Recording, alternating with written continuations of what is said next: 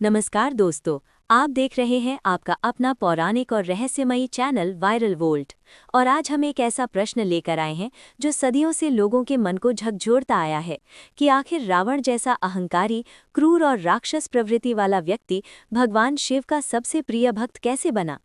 आज की ये कथा कोई साधारण कहानी नहीं, बल्कि तप, ज्ञान, अहंकार, भक्ति और विनाश के उस रहस्य को उजागर करेगी जिसे समझना हर शिव भक्त के लिए आवश्यक है। कथा की शुरुआत होती है ब्रह्मा के मानस पुत्र पुलस्त्य ऋषि से, जिनके वंश में जन्म हुआ महान विद्वान विश्रवा का। विश्रवा ऋषि के 2 विवाह हुए। एक से कुबेर का जन्म हुआ और दूसरे से जन्म हुआ उस बालक का जिसका नाम आगे चलकर रावण पड़ा। बचपन से ही रावण असाधारण था। उसकी बुद्धि तीव्र थी। वेदों का ज्ञान उसे कम आयु में प्राप्त हो गया था। संगीत, ज्योतिष, आयुर्वेद और तंत्र का वो अद्भुत ज्ञाता था। लेकिन इसी ज्ञान के साथ उसके भीतर अहंकार भी जन्म ले रहा था। रावण को ये ज्ञात था कि केवल ज्ञान से नहीं, बल्कि शक्ति से ही संसार पर राज किया जा सकता है।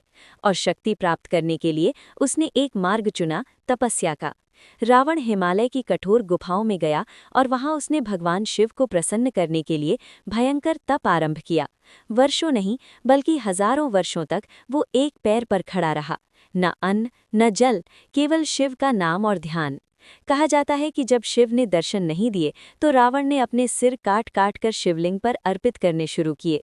एक एक करके उसने अपने 9 सिर काट दिए और जब 10वां सिर काटने ही वाला था, तभी संपूर्ण सृष्टि कांप उठी और स्वयं महादेव प्रकट हुए। शिव ने रावण को रोका और कहा, हे लंकाधिपति, तुम्हारी भक्ति अद्भुत है। तुमने तप से मुझे नहीं, बल्कि स्वयं को जीत लिया है।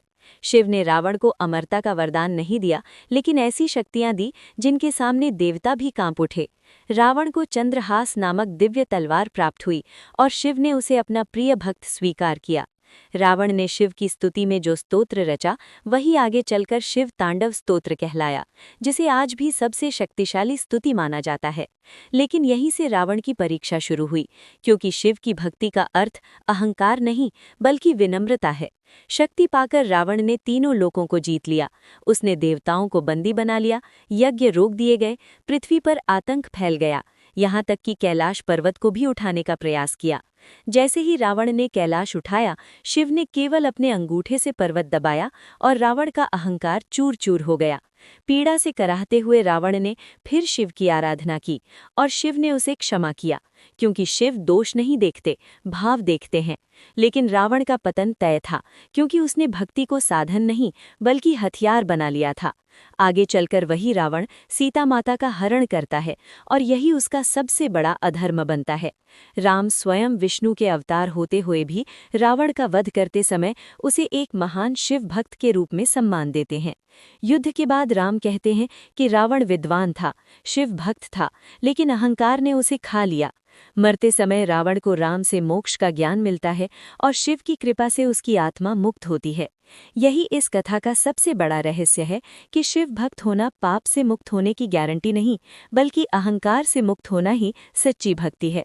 और इसी कारण रावण इतिहास में एक साथ राक्षस भी है और शिव का प्रिय भक्त भी। दोस्तों, यही है वो पौराणिक सत्य जो हमें सिखाता है कि भक्ति बिना विनम्रता के विनाश बन जाती है। अगर आपको ये कथा सोचने पर मजबूर कर दे तो इस वीडियो को लाइक करें, अपने विचार कमेंट में लिखें और ऐसे ही गूढ़ रहस्यों के लिए वायरल वोल्ट चैनल को सब्सक्राइब करना बिल्कुल ना भूलें।